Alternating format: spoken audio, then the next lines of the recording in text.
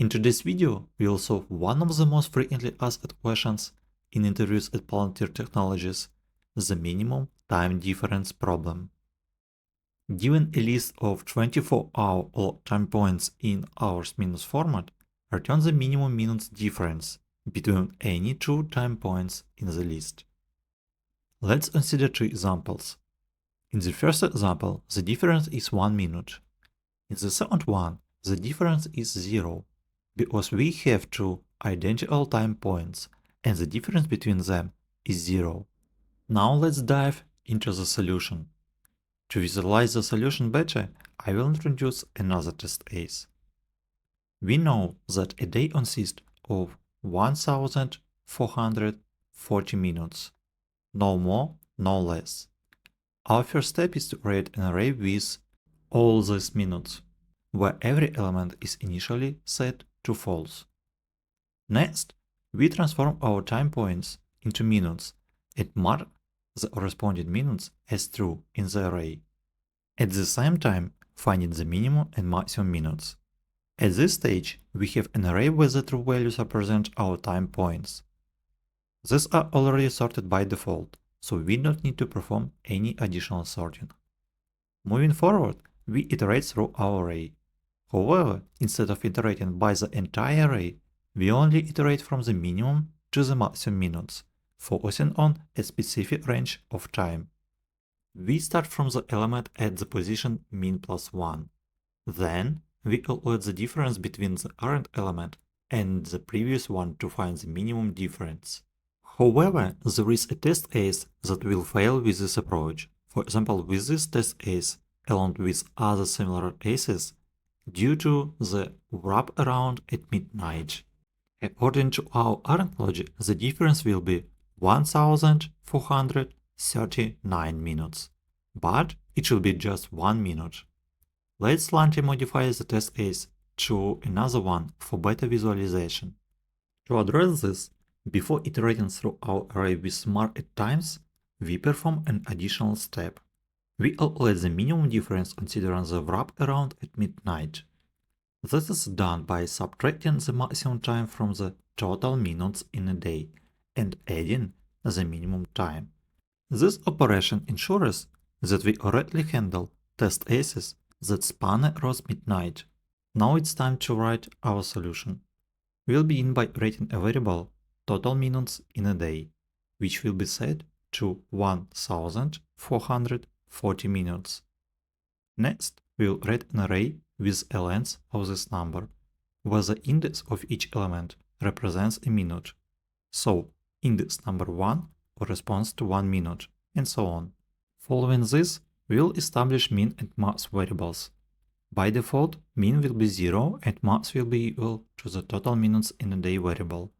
Additionally, we'll set our div variable to max as initial value. To mark the corresponding minutes as a true in our array, I will use a for-of loop to iterate through the time points. First, we'll split each time point into hours and minutes using the split function. So let's add these two variables, hour and minute, and add time.split function. Then we will convert these values to total minutes, keeping in mind that there are 60 minutes in 1 hour. To do it, don't forget to transform hour and minute to numbers, because by default they are string. So let's write hour multiply 60 plus minute.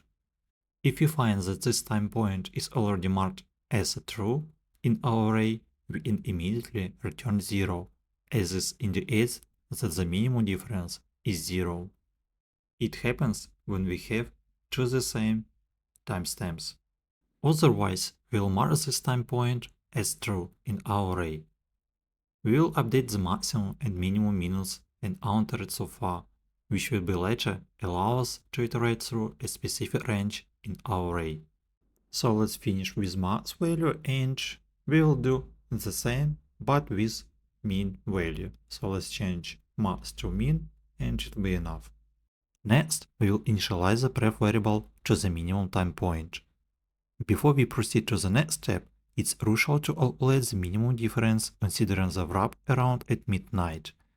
To account for cases where the time difference is smaller when calculated across midnight. Now we are ready to loop from 1 minute after the minimum time point to the maximum time point, starting our loop at min plus 1.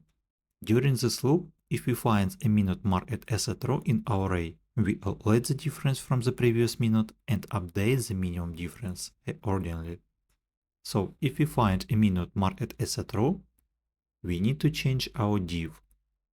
The div will be mass.min, previous div, and the difference between current time and the previous one. Don't forget to also update the pref variable to the current time. Finally, we return div as our result, which now holds the minimum time difference. So let's run our test cases, and something went wrong. While I'm looking for a mistake, don't forget to like the video. So everything looks good, and to be honest, I'm a bit confused where something went wrong, because everything with our loops looks good.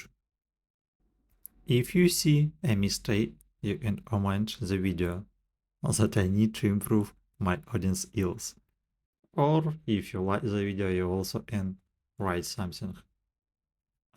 Returning to the video, so I think maybe something went wrong with min and max values.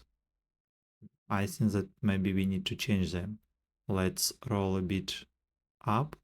And let's change min to total minutes in a day and max to 0. And also let's update our div.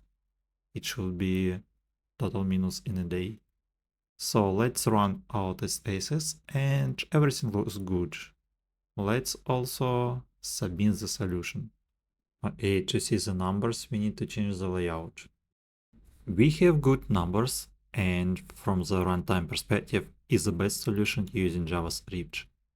This approach has a time complexity of n and space complexity of O1, since the size of the array is always 1440 elements. That's all for today's video. Don't forget to like the video. Bye.